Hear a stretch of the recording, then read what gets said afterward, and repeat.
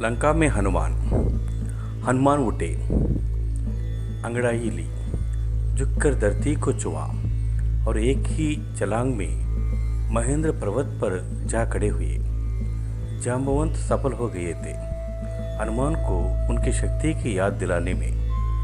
पर्वत शिखर पर खड़े हनुमान ने विराट समुद्र की ओर देखा। उनकी आंखों में चुनौती का भाव नहीं था, समर्पण का था राम के प्रति। समुद्र यह देखकर डर गया, उसकी गरिमा नष्ट होने को थी। हनुमान ने पूर्व दिशा की ओर मुंह करके अपने पिता को प्रणाम किया, हाथ हवा में उठाए, पर्वत पर झुककर उसे हाथ पैर से कसकर दबाया और एक छलांग लगा दी।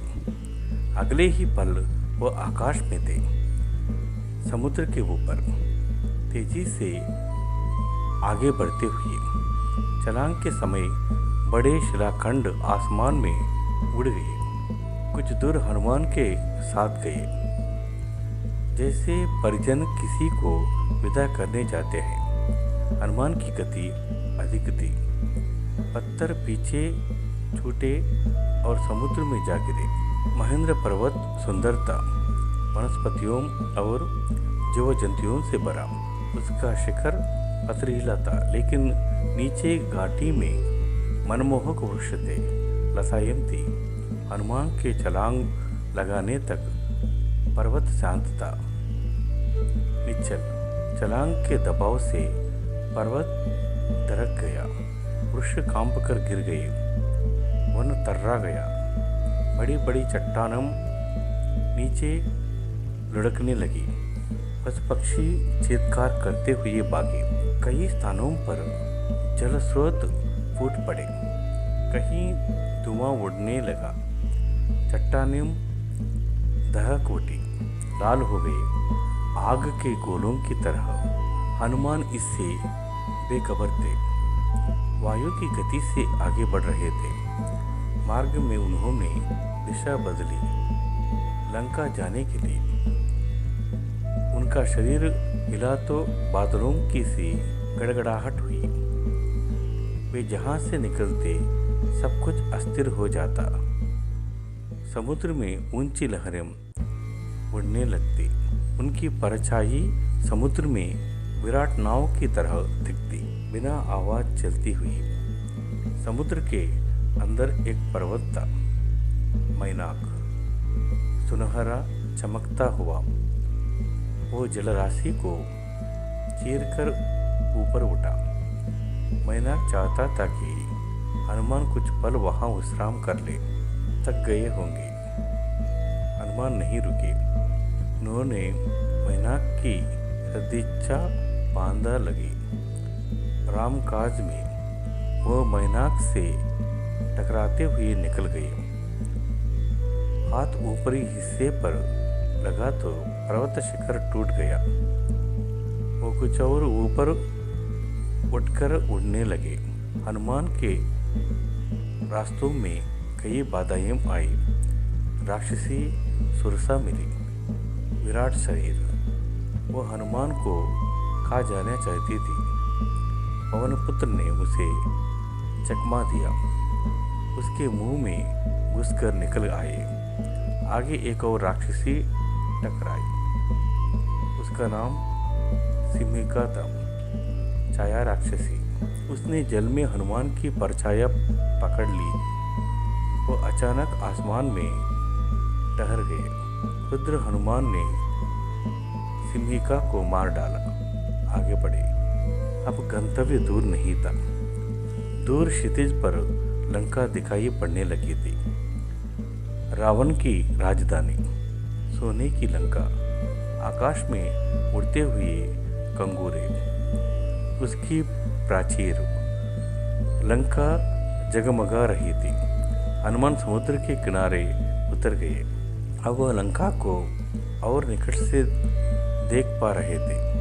हनुमान को थकान पंचमात नहीं थी। इतनी लंबी यात्रा का उन पर कोई प्रभाव नहीं था। चिंता थी कि सीता को कैसे ढूंढेंगे, कैसे पहचानेंगे। लंका नगरी को ठीक से देखने के लिए हनुमान एक पहाड़ी पर चढ़ गए। दृष्टि दौड़ाई। चारों ओर वृक्ष, सुवासित उद्यान, भव्य भवन, हवा में लहराती संगीत धाराएं, वे चकित थे। राक्षस नगरी में इतनी सुंदरता, उन्होंने ऐसा नगर पहले कभी नहीं देखा था। वो उस नगर का एक एक विवरण आंखों से भर लेना चाहते थे, ताकि बाद में वो सीता की खोज में काम आए। दिन के समय लंका में प्रवेश करना हनुमान को उचित नहीं लगा। उन्होंने प्रतीक्षा की। समुद्र तट पर ही शाम ढलने पर नगरी में प्रवेश किया। उनके सामने पहला प्रश्न सीता का पता लगाना था। उस विराट नगर में एक काम आसान नहीं था। वृक्षों डालियों से कूदते फांदते वो नगर के मध्य में पहुंच गए। राजमहल वहीं था। उनका अनुमान था कि सीता महल में ही होंगी। रावण ने उन्हें छिपाकर रखा होगा किसी कोने में। महल में पहरेदार थे, अस्त्र शस्त्र लिए हुए। सबकी आंख बचाकर वो चुपचाप अंदर आ गए। राजमहल विराट था, वैभवपूर्ण। वे बचते बचाते महल में घूमने लगे, भटकते रहे। रात का समय था, अधिकतर राक्षस सो रहे थे। उन्होंने निकट जाकर एक एक चेहरा देखा। सीता जैसी कोई स्त्री उन्हें नहीं दिखाई पड़ी। वे रावण के कक्ष में गए। वहाँ रावण था। उनकी रानी मंदोदरी थी। सीता नहीं थी। ना जाने सीता को कहाँ छिपा रखा है। सोचते हुए हनुमान अंतपुर से बाहर निकल आए। एक एक करके उन्होंने राक्षसों के सारे घर छान मारे। पशुशालाएं भी देख ली। सीता का कहीं पता ना था। सीता के लंका में होने की सूचना पर उन्हें संदेह नहीं था, पर वह दुखी हो गए। सोचने लगे, रावण ने अवश्य सीता को कहीं छिपा दिया है। किसी गुप्त स्थान पर मैं उन्हें ढूंढ निकालूंगा। उनसे मिले बिना नहीं लौटूंगा।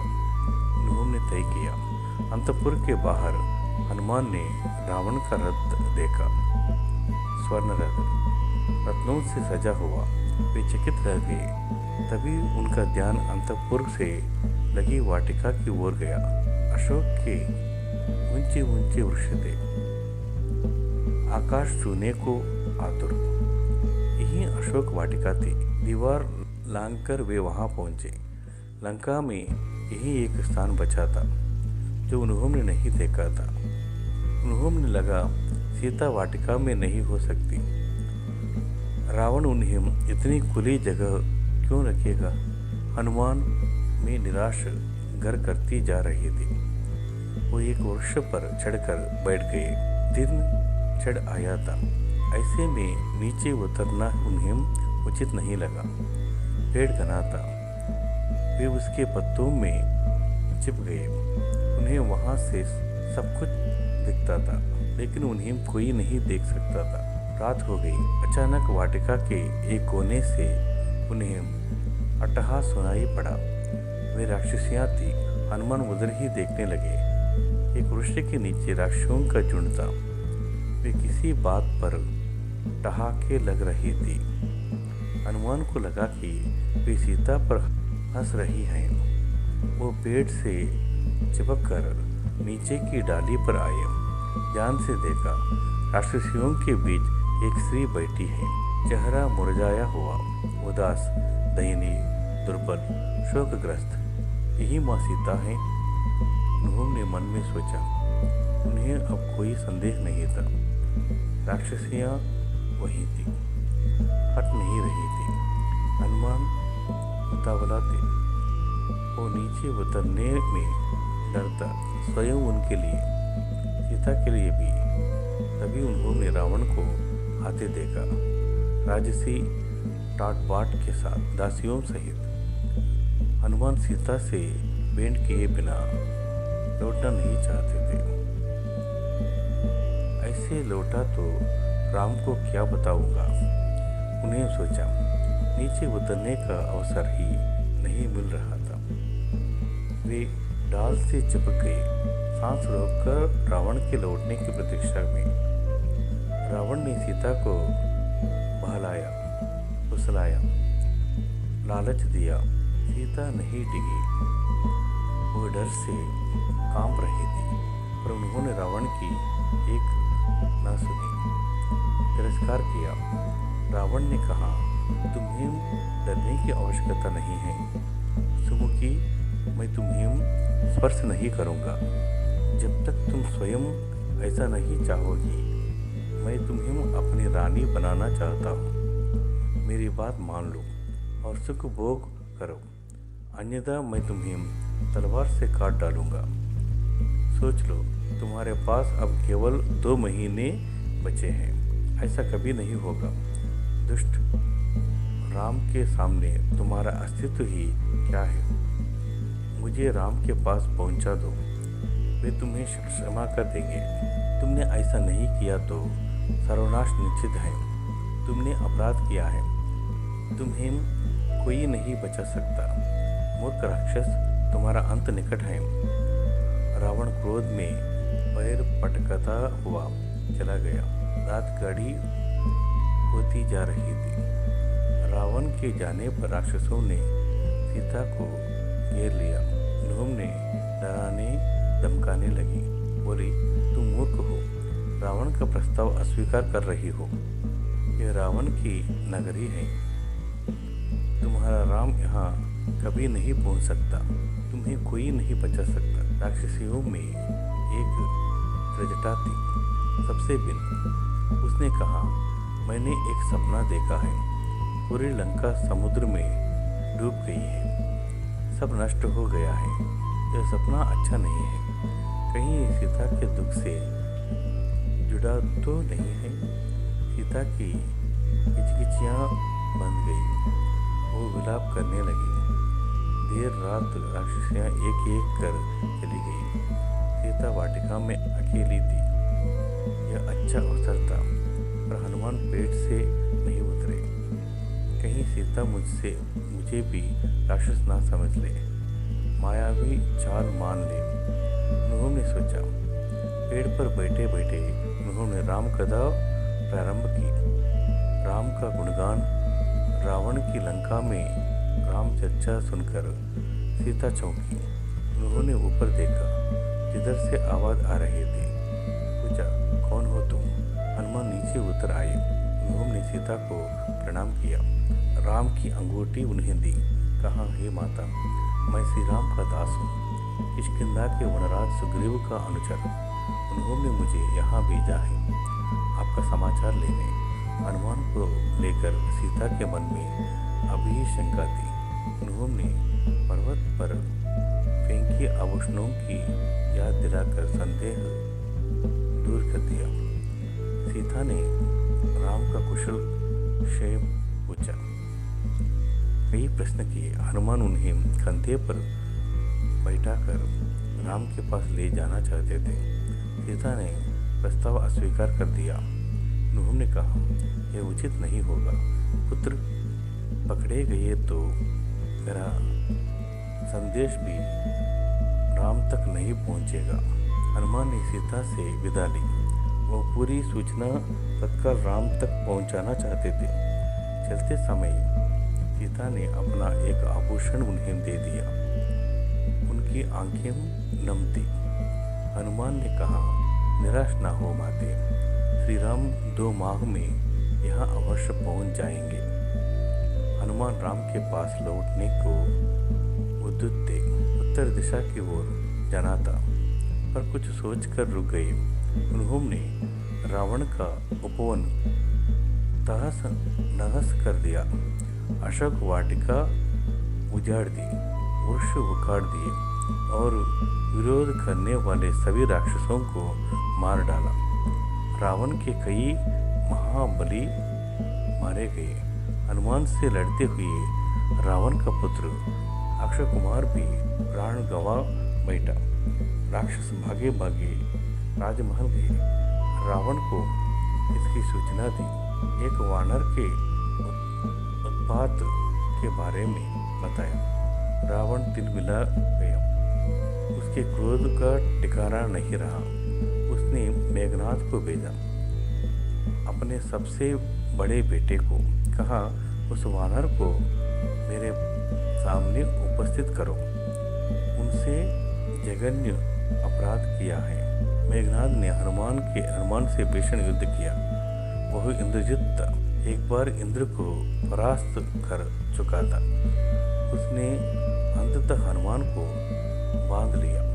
राक्षस उन्हें कीनते हुए रावण के दरबार में ले आए। शक्तिशाली रावण सिंहासन पर बैठा था। उसके सेनापति ने पूछा, कौन हो तुम? किसने तुम्हें यहाँ भेजा है? हनुमान के मन में भय नहीं था। मैं श्री राम का दास हूँ। मेरा नाम हनुमान है। आप श्री राम की पत्नी सीता को हर लाए हैं। मैं उन्हीं की खोज में आया था। उनसे मैं मिल चुका। आपके दर्शन करना चाहता था, इसलिए उत्पात करना पड़ा। इसमें मेरा कोई अपराध नहीं है। दंड के बाकी तो राक्षस हैं। उन्होंने मुझे रोकने का प्रयास किया। क्रोध में रावण हनुमान को मारने उठा। छोटे भाई विभीषण ने उन्हें रोक दिया। कहा, आप नीतिवान हैं राजन। नीति के अनुसार दूत का वध अनुचित है। आप उसे कोई दूसरा दंड दे दें। हनुमान ने रावण को पुनः प्रणाम किया। मेरा एक निवेदन है, आप सीता को सम्मान सहित लौटा दें। इसी में आपका कुशल है। धनुर्धारी राम से आप युद्ध नहीं जीत सकते। रावण ने हनुमान की पूंछ में आग लगा देने की आज्ञा दी। राक्षसों ने आग लगा दी। जलती हुई पूंछ के साथ उन्होंने नगर में घुमाया। राक्षस ठिठोली कर रहे थे। इसी बीच हनुमान ने बंधन तोड़ दिए। एक भवन पर चढ़कर उसमें आग लगा दी। एक से दूसरी अटारी पर कूदते उन्होंने सभी भवन जला दिए। हाहाकार मच गया। लंका जल रही थी। धू कर राक्षस विलाप करने लगे। अचानक हनुमान को सीता की चिंता हुई। वे अशोक वाटिका की ओर भागे। डर था कि कहीं आग उन तक ना पहुंच गई हो। सीता सकुशल थी, पेड़ के नीचे बैठी थी, आग से अप्रभावित। हनुमान ने उन्हें प्रणाम किया, आशीर्वाद मांगा और उत्तर दिशा की ओर चल पड़े, राम के पास। दूसरे तट पर सभी हनुमान की प्रतीक्षा कर रहे थे। अंगद, जाम्बवंत, अन्य वानर। आते ही उन्हें सबने घेर लिए। हनुमान ने संक्षेप में लंका का हाल सुनाया। सीता से भेंट का क्रम बताया। कहा, मैंने उन्हें देखा, बात की। सब समाचार शीघ्र राम तक पहुंचाना चाहिए। समय अधिक नहीं है। वानर किलकारियां बनने लगे। प्रसन्नता में वानरों का उत्पात बढ़ गया। उन्होंने मार्ग के कई वन उजाड़े, फल खाए और फेंके। दौड़ते हुए चले और किष्किंधा पहुंच गए। राम के पास वानरों के साथ लेकर सुग्रीव वहां पहुंचे। हनुमान ने राम को सीता द्वारा दिए गया आभूषण दिया। राम की आंखों में आंसू आ गए। उन्होंने हनुमान से कई प्रश्न किए। वे कैसी हैं, कैसे रहती हैं? उन्होंने कोई संदेश भेजा है? हनुमान ने पूरी बात विस्तार से कही। कहा, मैंने उनसे भेंट की। वे व्याकुल हैं, चिंतित हैं, हर समय राष्ट्रों से घिरी रहती हैं, आपकी प्रतीक्षा कर रही हैं। उन्होंने कहा, यदि श्री राम 2 माह में यहाँ नहीं आए तो पापी रावण मुझे मार डालेगा। राम शोक में डूब गए। भाव विह्वल होकर उन्होंने हनुमान को गले से लगा लिया। आंसू रोक नहीं पाए। लक्ष्य स्पष्ट था, लंका पर आक्रमण। समय कम था। सुग्रीव ने युद्ध की तैयारियां तत्काल प्रारंभ करने का निर्देश दिया। वानर सेना उसके लिए पहले से तैयार थी, उत्साहित थी। इस बार उन्हें अलग अलग टोलियों में बांटने की आवश्यकता नहीं थी।